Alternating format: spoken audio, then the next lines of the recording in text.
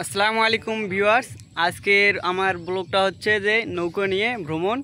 দেখতেই পাচ্ছেন পিছনের নদী, আমরা এই পুরো নদীটা এই নৌকোটা দিয়ে ঘুরবো, তো আমাদের সাথেই থাকুন।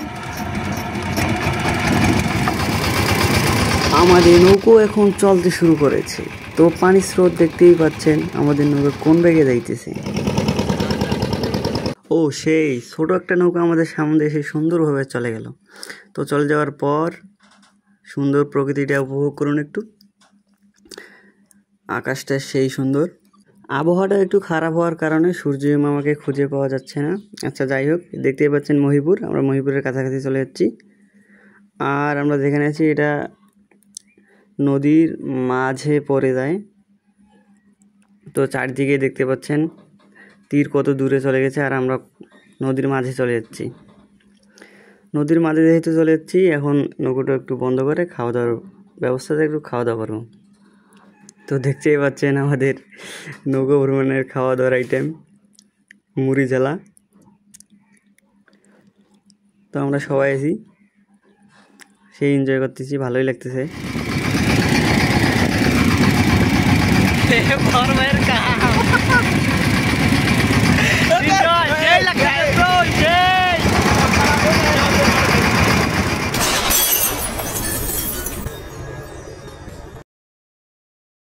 আলহামদুলিল্লাহ খাওয়া দাওয়া শেষ করলাম। তো এই যে দেখতে পাচ্ছেন মহিপুর ব্রিজ, এর পরবর্তীতে মহিপুর ব্রিজ নিয়ে একটা ব্লগ ভিডিও দেব ইনশাল্লাহ। তো আমরা বিকেলে যাচ্ছি, এখন সন্ধ্যার দিক হয়ে গেছে, অনেকক্ষণ ঘুরলাম। তো এখন আমরা বাসার দিকে রওনা দেবো আর একটু রাউন্ড দিয়ে। এই রাস্তাটা হচ্ছে আপনাদের মহিপুরের পূর্ব দিকে কালিচর।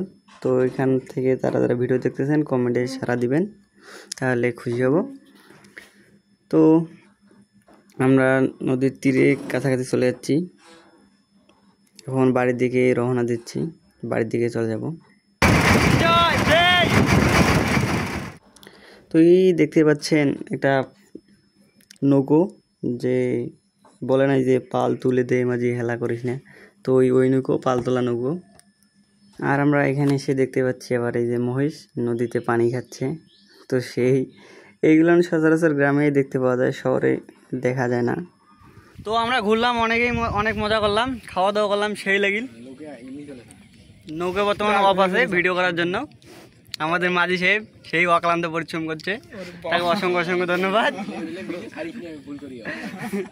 তো সবাই ভালো থাকবেন, সুস্থ থাকবেন, এনজয় করবেন। আল্লাহ হাফেজ।